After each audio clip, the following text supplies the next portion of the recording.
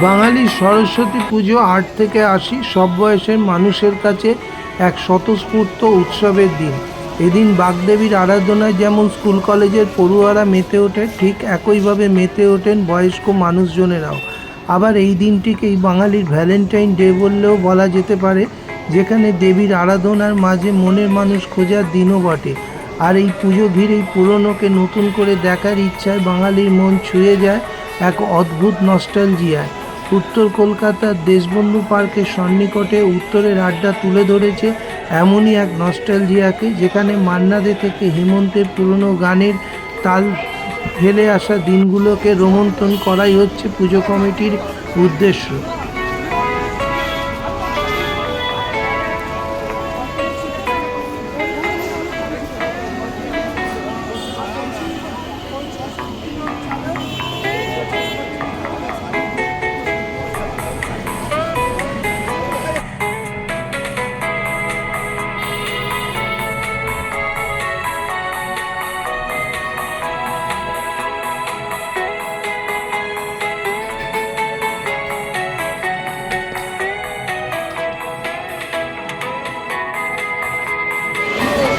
উত্তরের আড্ডা প্রতি বছরই একটা নতুনত্ব কিছু তুলে ধরে এই সরস্বতী পুজোর দিন। এবারে আপনাদের থিমটা কি যদি একটু বলেন। আমরা প্রায় 7 বছর ধরে কিছু না কিছু থিম নিয়ে বা কনসেপ্ট নিয়ে কাজ করি। এবছর আমাদের হচ্ছে ভেবেছি নস্টালজিয়া, মানে ছাত্রাবাসে আমাদেরও একটা সময় গেছিলো, কিভাবে গেছিলো এই নিয়ে ভাবতে ভাবতে সেই সময়কার মেনলি আমাদের উত্তরের আড্ডা যেহেতু অর্গানাইজেশান, আমরা বিগত 15-20 বছর আগে কিভাবে আড্ডা মারতাম, সেই আড্ডার চিত্র বা কনস্ট্রাকশান কিভাবে ছিল সেইটাকে নিয়ে একটা ভাবনা চিন্তা প্যারালালি সেই ছাত্রাবাস বা যখন কলেজে পড়তাম সেই সময় মান্নাদের গান এবং কফি হাউসের আড্ডা, সেইখানে কী ধরনের আড্ডা বা ওই আড্ডার ছবি, বিশেষ করে মান্নাদের গানে যে সমস্ত ক্যারেক্টারগুলো বলেছে সেই ক্যারেক্টার আমাদের জীবনেরও বন্ধুদের সাথে মিলে যায়।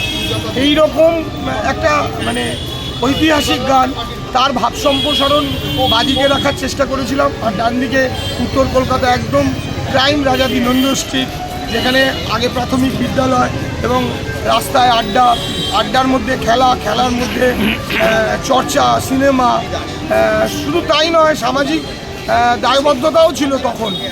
যেমন কারো ক্ষতি মানে কারো বিপদ ঘটলে সেখানে ছুটে যাওয়া উত্তর কলকাতার ছেলেদের, এটা একটা মানসিক শক্তি ছিল। যে কারো বাড়িতে কেউ মারা গেলে তাকে শ্মশানে কাঁধ দেওয়া, এই প্রচলনটা যেন বর্তমান যুগে একেবারে হারিয়ে যেতে বসেছে। এখন যে যার নিজের তার সময় এবং ছোটাছুটি এই নিয়ে ব্যস্ততার মধ্যেই এখনকার জেনারেশনদের মধ্যে সেই এফেক্টটাই পাওয়া যায়, ভীষণ আত্মকেন্দ্রিক। কিন্তু না, উত্তর কলকাতার চিত্র এরকম ছিল না। এই ভাবতে ভাবতেই আমরা নস্টালজিয়া নাম দিয়ে উত্তরের আড্ডাকে প্রমোট করতে চেয়েছি। তুমি মনে হয় একটা জিনিস মনে হয় ভুলে গেলে, যেটা হচ্ছে আমি একটুখানি ওর কথার সাথে ধরে একটা জিনিস অ্যাড করছি, যে আমাদের এখানে রতনের চায়ের দোকান বলে আমাদের একটি দোকান ছিল। তো তখন হয়তো আমরা খুবই ছোট, মানে হয়তো আমরা তখন চা খাওয়া শিখিনি। তো ওনাকেও আমরা তুলে ধরার চেষ্টা করেছি এবং বেশ কিছু সাহিত্যিকদের সেই সময়কার কিছু নাম থাকতো, যেমনি সাহিত্যিক নয়, হ্যাঁ তুমি বলো তুমি বলো। দেশবন্ধু পার্কের সামনে একটা জাংশন ছিল, তখন এত আলোকচ্ছুত ছিল না। এই দেশবন্ধু পার্কে অনেক প্লেয়ার, অনেক রাজনৈতিক ব্যক্তিত্ব সবার সমাগম হতো। তার সেই আড্ডাটা হতো এই রতনদার চায়ের দোকানে। তার পূর্বসূত্র, এখন তার ছেলেরা চালায় দোকানটা, কিন্তু রতনের চায়ের দোকান বলে এই আড্ডা শুরু হচ্ছিল 85-86 সালে, যেখানে বিভিন্ন ধরনের খেলোয়াড়, রাজনৈতিক ব্যক্তিত্ব এবং সাহিত্যিক মানুষ, ব্যক্তিত্ব বর্গরা এখানে আড্ডা মারতেন। সেই রতনের দার চায়ের দোকানও আমাদের এই উত্তরের আড্ডার নস্টালজিয়ায় রেখেছি, আমরা চেষ্টা করি। একটা প্রশ্ন, যে পুজো মানেই ধর্ম, আজকের দিনে দাঁড়িয়ে ধর্ম নিয়ে যে মাতামাতি চলছে, যে কারণে আমরা দেখলাম কুম্ভতে প্রায় 30 জন মানুষ পদপিষ্ট হয়ে মারা গেছে, একজন ধার্মিক মানুষ হিসেবে কি বার্তা দেবেন, কি বলবেন? এই এখন কোনো দুর্ঘটনা বলে আসে না, বাট দুর্ঘটনা ঘটলে সেই সময় সজাগ থাকতে হবে যে আমাদের যতটা দুর্ঘটনা এড়িয়ে কাজ করা যায় এই রকম মানসিকতা নিয়ে কাজ করলে ধর্ম এবং দুর্যোগ বা দুর্ঘটনাকে দুটোকেই সমান তালে ব্যালেন্স করে থাকা যায়। এখন দুর্ঘটনা কখন আসবে বা কিভাবে আসবে সেই পরিকল্পনা আগের থেকে করা যায় না, অতএব দুর্ঘটনাই হয়। আপনার নামটা বলুন। আমার নাম শম্ভু সাহা, উত্তরের আড্ডার সদস্য। আপনার নাম? সুমন দে, উত্তর আড্ডার সদস্য।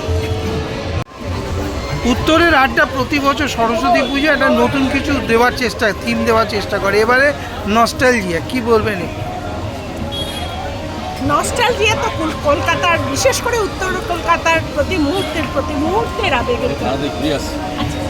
আপনি আছেন তো? দিদি আসেন আপনি? দিদি আসেন আপনি?